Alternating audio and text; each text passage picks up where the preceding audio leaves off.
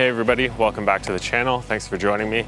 I'm here in Northern Ontario doing some camping and exploring what is a pretty vast network of trails.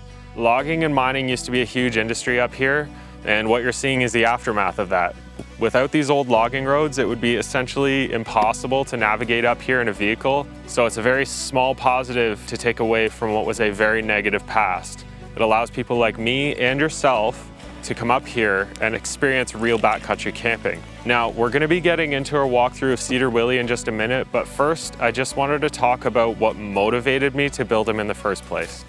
So, at the beginning of the van life boom, it was quite cost effective to buy a newer used van, convert it into a living space, and then begin to reap all of the benefits that nomadic living has to offer.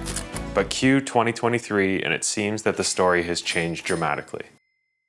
Earlier this year, I set out to find a vehicle that allows me a little more freedom of movement, providing a bed to sleep in, a place to cook meals, and allowing me to go further from home for longer periods of time. I knew that the cost of a van and the cost to convert it wasn't going to work out, but this is when I came across the YouTuber, photographer, and traveler Drew Sims. Drew Sims lived out of his converted Jeep Wrangler for 3 years, documenting his travels and subsidizing his income with freelance photography, brand deals, and affiliate marketing. I was inspired by his story and decided that the Jeep Wrangler was the perfect platform for me. Not long after, I came across the perfect candidate.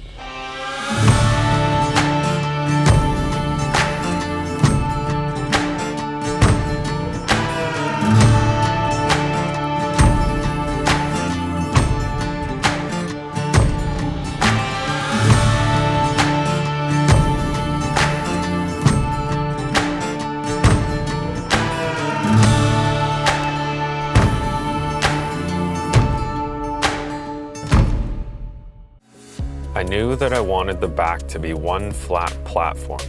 The cost of any decent plywood was ridiculous, so I decided to build the entire inside out of cedar.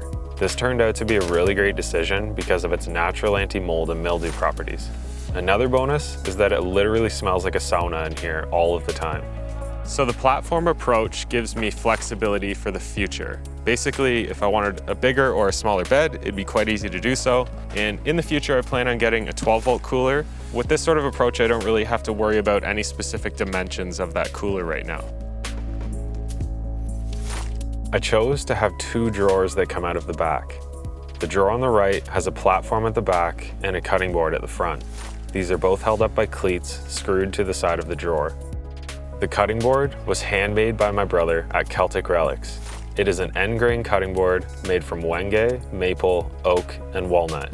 It's such a great showpiece for this build, and opening this drawer to see this awesome piece of woodwork never gets old. I'll link his Instagram below, so feel free to go check him out. Below the cutting board is a large space for dishes, pots, and pans. The platform at the back is for a cooktop, which is kept underneath when not in use. Both of these spaces have drawer liner in them to keep movement and noise to a minimum while driving. The drawer on the left is separated into 2 sections. Both of them have an assortment of organizers in them that are bolted to the drawer. Again, this is to keep noise down while driving. The idea for this drawer is that the back was going to be a pantry and the front was going to be for cutlery and other kitchen stuff, but it's just kind of turned into a disturbing mess of both, but it works for me, so that's all right. The drawers have been faced with a solid piece of hickory that is cut into 2 sections and vertically mounted handles that you could find at any local building supply store. Lastly, these drawers have been mounted to 200-pound drawer slides. Now that's a little excessive, but if you take your vehicle off-road, these drawer slides can see some abuse, so it's better to buy something that's overbuilt so they last the life of the vehicle. This part is definitely more of a luxury than it is a necessity, but I really like the idea of having running water.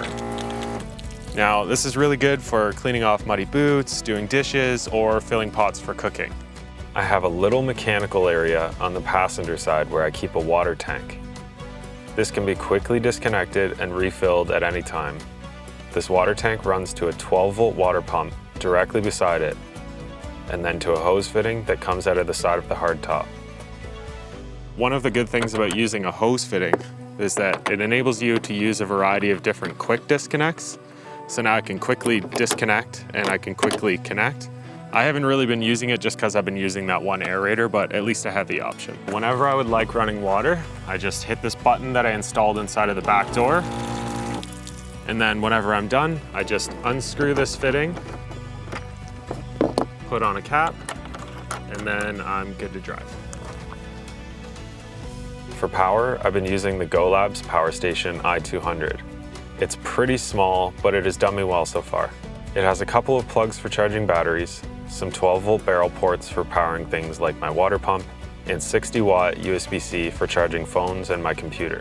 Lastly, I've wired a few lights back to this battery so I don't have to rely on my car battery for anything other than starting.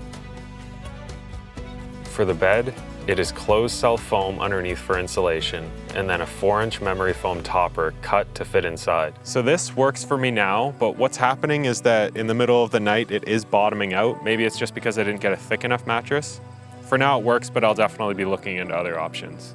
The platform is 5'6", and I'm 6 feet. So when I'd like to sleep, I pull the front seat forward, lift up this extension, which is on hinges, and hold it up with this piece of wood I keep behind the seat. Then I put this extra piece of foam in, and the bed is now 6'1", the perfect length for sleeping. There's a few things that aren't really worthy of a category of their own, but are definitely worth mentioning. One of them is that the bugs in Ontario are horrendous in the summer. So what I've done is I found these bug screens on Amazon. I think they were like $30, and they just slip over your window. And now you just open your window and you have fresh air and no bugs. Also, when you come out into the middle of nowhere, I think it's really important that you have a toolkit for your car. I keep mine in 2 places. The first place is on the driver's side under the bed. I have an organizer with a little bit of every fluid that goes into my Jeep, some Allen head sockets, Torx screwdriver bits, tire inflator, and then a bin with some random stuff like a tire patch kit, anti-seize, and so on. The second is behind the passenger seat in this back seat organizer. In here, you'll find a variety of sockets, knives, screwdrivers, wrenches, soldering iron, headlamp, and some bungees. It's important to note that I like to be as prepared as possible to fix my vehicle if I have to. And I think that you should too, because tow trucks can't come out here. Well, that's it. That's all. That's everything. Thank you very much for joining me on this episode. I hope that it either inspires you to build a camper of your own or gives you ideas for a camper that you already have. To my subscribers, to my family, to my friends, thank you guys so much. You've all been so supportive. It really, really helps, especially during the infancy of a channel like this, so thank you. If you haven't already, please get subscribed because my next episode is gonna be my first actual challenge. I don't wanna give away too much information, but I do know that it's gonna be a learning experience for me, and I'm hoping that it will be for you as well. But until then, thanks for watching, and I'll see you on the next episode.